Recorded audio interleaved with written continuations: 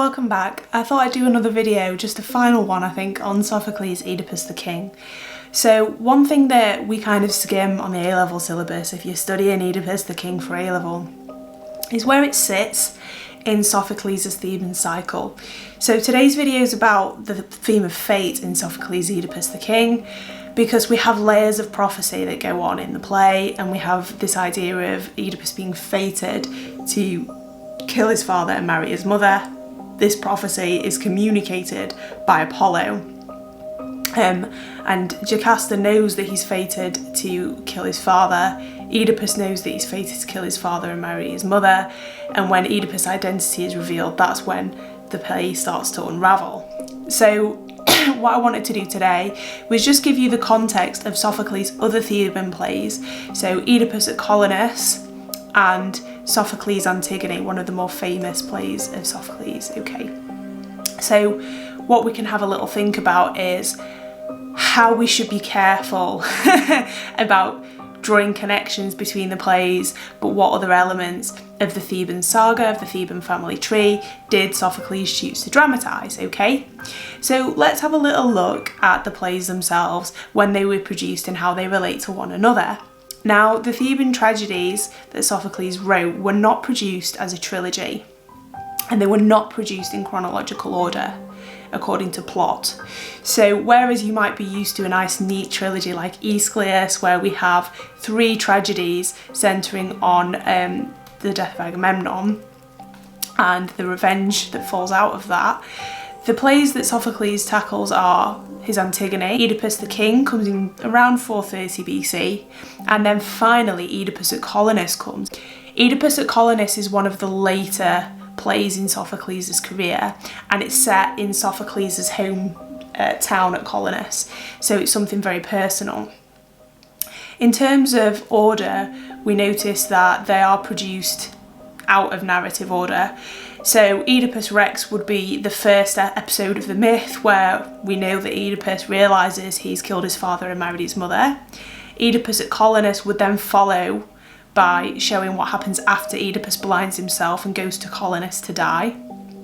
And Antigone is set after the death of Oedipus altogether, when Antigone's brothers, Eteocles and Polynices, have conducted a civil war, the Clash of the Seven against Thebes, and Antigone chooses to bury her brother despite her uncle's orders. So Antigone is the last in the mythic saga, but the first play that Sophocles chose to tackle. Okay, so they're not presented as a neat trilogy, and they are decades apart. Okay, so what kind of layers of fate do we have in each?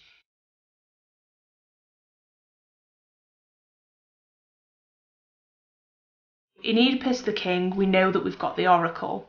The prophecy is fulfilled. And Oedipus curses whoever killed Laius, so he accidentally curses himself. We remember when we were looking at the setup of the play and the whodunit, Oedipus starts to curse whoever has killed Laius, accidentally cursing himself. Okay?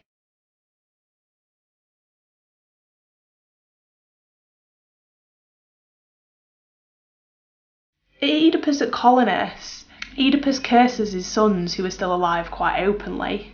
And this works quite differently from fate, because a curse has to be spoken. So when we talk about very abstract family curses, be really careful.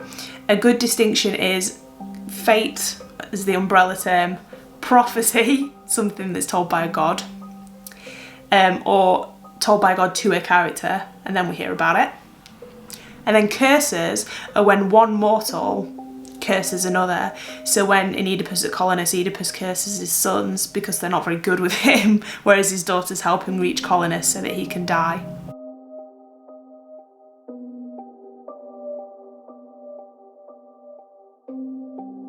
In Antigone, Antigone's death is often linked to the misfortune of her family.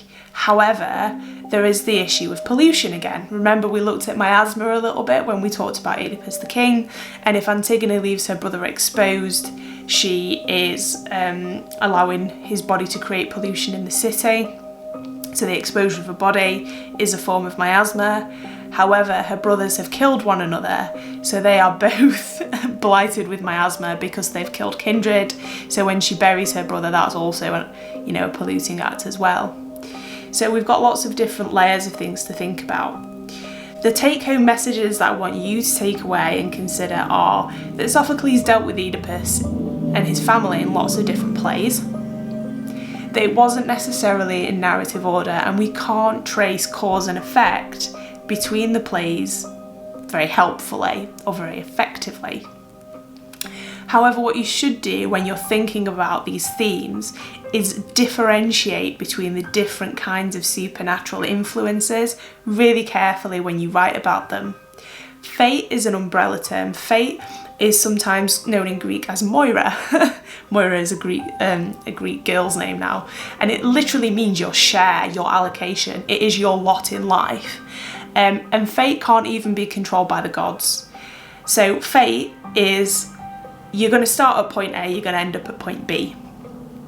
Okay? All of the other influences are how you get from point A to point B. Okay? Fate imposes that trajectory.